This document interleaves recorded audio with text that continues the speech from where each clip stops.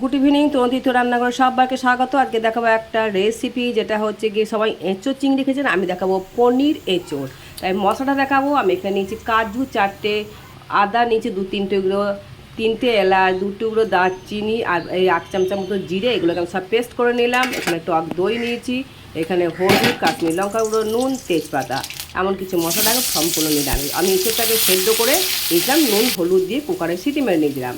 আর এই দেখুন পনিরটাকে আমি নিয়েছি, এবার নুন হলুদ মাখিয়ে নেবো ওটাকে। আর এঁচোড়টাকে আমি ভাজা ভাজা করে তুলে নিলাম, কড়াই দিবে একটু লাল লাল ভেজে তুলে, মানে পনিরটাকেও এরকম লাল লাল ভেজে তুলে নিলাম। আলুটাকেও ভেজে দেবো, আলুটাকে নুন হলুদ মাখানো ছিল আগে থেকে, সেটাকেও লাল লাল করে একটু ভেজে তুলে নিলাম। সবগুলো আমার ভাজা তোলা হয়ে গেল।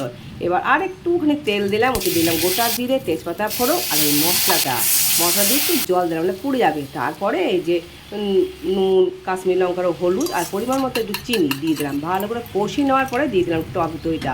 আঁচটাকে কমিয়ে দেবেন, দিয়ে ভালো করে নাড়তে থাকুন, নাহলে ফেটে যাবে। বেশ যখন কষানো হয়ে গেল, তেল ছেড়ে গেল, দিয়ে দিলাম আমার সেদ্ধ করা এঁচোড়, আলু ভাজা, এঁচোড় ভাজা সবটাকে দিয়ে দিলাম, দিয়ে কষাতে থাকুন। আর বাটি ধোয়ার জলটা না দিলে তো কোনো মতেই টেস্ট আসবে না, তাই বাটি ধোয়ার জলটা দিয়ে দিলাম। ব্যাস সেদ্ধ হয়ে গেলো পারফেক্ট। তারপরে দিয়ে দিলাম পনির, কিছুটা কিশমিশ, গাওয়া ঘি, আর একটু ভাজা মশলা।